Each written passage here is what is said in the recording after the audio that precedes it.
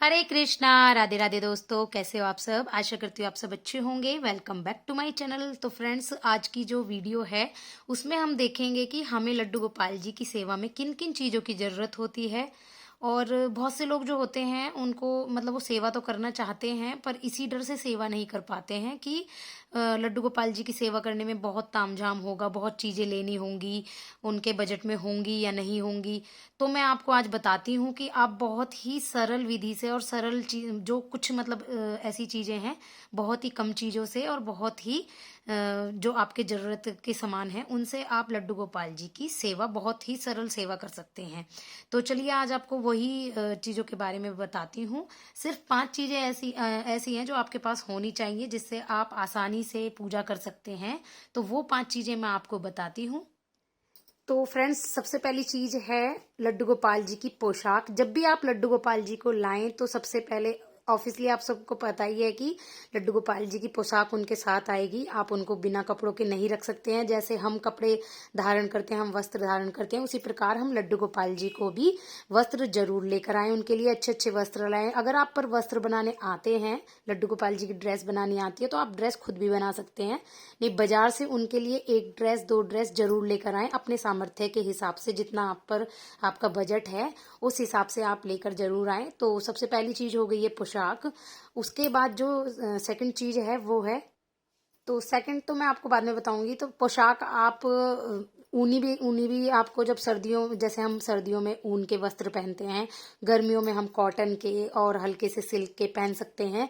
पर लेकिन सर्दियों में हम ऊनी पोशाक पहनते हैं। तो अभी मैंने ऊनी पोशाक फिलहाल नहीं निकाली हुई है क्योंकि सावन का महीना चल रहा है वैसे भी और गर्मियां चल रही हैं, तो गर्मियों की ही ड्रेस निकली हुई है। ऊन की ड्रेस आपने देखी होंगी, या आप बनवा लें या खरीद कर ले आए। ऊन की ड्रेस होनी चाहिए। सर्दियों में ऊन की ड्रेस और गर्मियों में कॉटन की ड्रेस जरूर पहनाएं। तो सेकंड चीज जो है वो है हमारे लड्डू गोपाल जी की बांसुरी। बांसुरी लड्डू गोपाल जी को बहुत प्रिय है, तो बांसुरी आप जरूर रखें।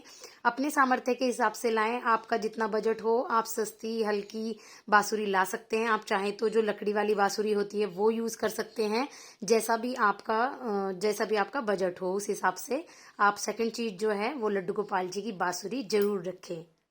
तो जो तीसरी चीज है वो है लड्डू गोपाल जी के बर्तन। स्टील, तांबे, पीतल, आपके जैसा भी सामर्थ्य है आप उस हिसाब से लड्डू गोपाल जी के बर्तन लाए। तो मेरे पास स्टील के बर्तन भी है जिसमें मैं लड्डू गोपाल जी को अक्सर खाना देती हूँ। और ये 2 गिलासी, एक और गिलासी है राधा रानी की। ये 2 गिलासी मेरे लड्डू गोपाल जी की परमानेंट रहती है उनके पास। अभी फिलहाल मैंने मिट्टी का जो घड़ा होता है, मिट्टी का जो छोटा वाला करवा होता है वो भरा हुआ था। अब मैं नहीं भर रही हूँ, अब फिलहाल नॉर्मल पानी दे रही हूँ क्योंकि सावन के महीने में नॉर्मल पानी ही चलता है, ज़्यादा ठंडा नहीं देंगे हम।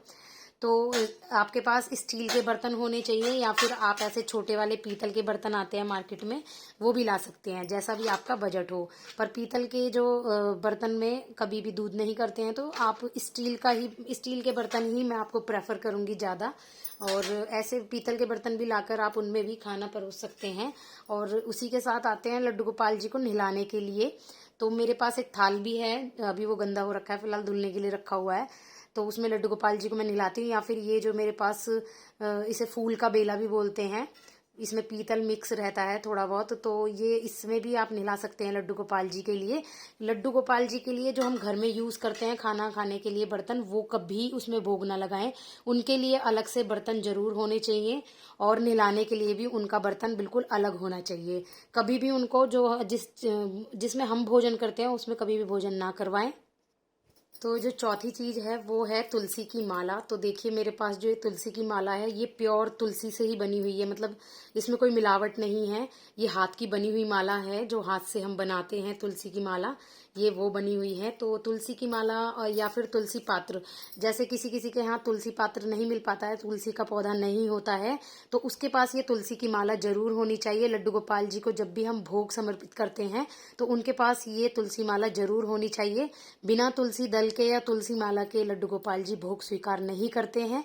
तो तुलसी माला जरूर होनी चाहिए। बाई चांस मेरे साथ भी ऐसा होता है कि तुलसी दल नहीं मिल पाता या संडे को मैं नहीं उनका तुलसी दल उनके लिए नहीं रख पाती हूँ, तो मैं तुलसी माला जरूर रख देती हूँ। ये भी लड्डू गोपाल जी के लिए बहुत ही ज़रूरी होती है। तो आप तुलसी की माला या तुलसी दल आपके घर में है तो आप एक तुलसी की माला जरूर लाएं अपने लड्डू गोपाल जी के साथ। जब भी आप लड्डू गोपाल जी लेने जाएं तो उनके साथ एक तुलसी की माला जरूर रख कर लाएं। और पांचवी है गौ माता, कामधेनु माता, ये जरूर होनी चाहिए लड्डू गोपाल जी के साथ। अगर आपका बजट नहीं है तो आप जो हल्की वाली आती हैं, प्लास्टिक वाली आती है, वो भी रख सकते हैं, पर लड्डू गोपाल जी के साथ जो गौ माता है वो जरूर रखें, क्योंकि ये कहा जाता है कि अगर हम लड्डू गोपाल जी की सेवा ना कर पाए बाई चांस, तो जो गौ माता है वो लड्डू गोपाल जी की सेवा जरूर कर देती हैं। तो इसलिए जो कामधेनु माता है, गौ माता है, वो जरूर रखें। और जो और भी चीजें हैं, गौ माता तो मैंने ऑप्शन में बताई हैं, और एक जरूरी चीज है सिंहासन। तो जैसा कि आप सबको पता ही है, सिंहासन मेरे लड्डू गोपाल जी के पास है, बट लेकिन वो छोटे वाले लड्डू गोपाल जी के लिए और राधा रानी के लिए ही है, क्योंकि बड़े वाले लड्डू गोपाल जी का सिंहासन टूट गया था, तब से आया ही नहीं है। तो मैं क्या करती हूँ, मैंने ये ग्रीन ग्रास बिछाई हुई है, इसके नीचे एक कपड़ा बिछा देती हूँ, लड्डू गोपाल जी को उसी पर बिठा देती हूँ। तो आसन जब भी, मतलब लड्डू गोपाल जी के नीचे आसन जरूर होना चाहिए। तो जब भी आप लड्डू गोपाल जी को लाओ तो उनके लिए एक सिंहासन जरूर लाएं। तो इस बार मैं उनके लिए जन्माष्टमी पर सिंहासन लाऊंगी। था बड़े वाले लड्डू गोपाल जी का सिंहासन, वो जो मेरे पास पुरानी झूला थी, मैंने उसमें वो बड़ा सिंहासन लगा दिया था, तब से वो उसी में ही लगा हुआ है। तो इस वजह से मैं लड्डू गोपाल जी का सिंहासन नहीं रख पाती हूँ। तो मैं इन तीनों को एक साथ बिठाना मुझे ज़्यादा अच्छा लगता है। इनके लिए अब मैंने सिंहासन बनवाने के लिए दिया है, जो कारपेंटर है उसको दिया है बनाने के लिए, जिसपे ये तीनों आ जाए। मुझे मतलब ये होती है कि ये तीनों साथ में होने चाहिए, अलग अलग ना होने चाहिए, तो इसीलिए मैंने इनको यहाँ बिठाया हुआ है। तो बस आप इसी सरल तरीके से लड्डू गोपाल जी की सेवा कर सकते हैं, कोई ज़्यादा तामझाम नहीं है। तुलसी पात्र हमेशा उनके साथ रखें, तुलसी दल, और नहीं हो पाए अगर तुलसी दल ना हो तो आप तुलसी की माला लड्डू गोपाल जी के पास जरूर रखें। उनके पास तुलसी पात्र या तुलसी माला जरूर होनी चाहिए। तो बस यही सिंपल तरीके से आप लड्डू गोपाल जी की सेवा कर सकते हैं, ज़्यादा कुछ तामझाम नहीं है। और आशा करती हूँ आपको ये वाली जो विधि है बहुत अच्छी लगी हो। आप अपने सामर्थ्य के अनुसार कर सकते हैं लड्डू गोपाल जी की सेवा, कोई ज़्यादा तामझाम नहीं है। लड्डू गोपाल जी या भगवान भाव के भूखे होते हैं, आप सबको पता ही है। आप अगर भाव से एक तुलसी दल भी रख देंगे या आप अगर भाव से उनकी पूजा कर लेंगे तो वो उसको भी स्वीकार कर लेंगे। बस कोई ज़्यादा लड्डू गोपाल जी को घर पर अगर ला रहे हैं तो कोई डरने की बात नहीं है कि हम लड्डू गोपाल जी की सेवा किस प्रकार कर पाएंगे। आप इस सिंपल तरीके से भी लड्डू गोपाल जी की सेवा कर सकते हैं।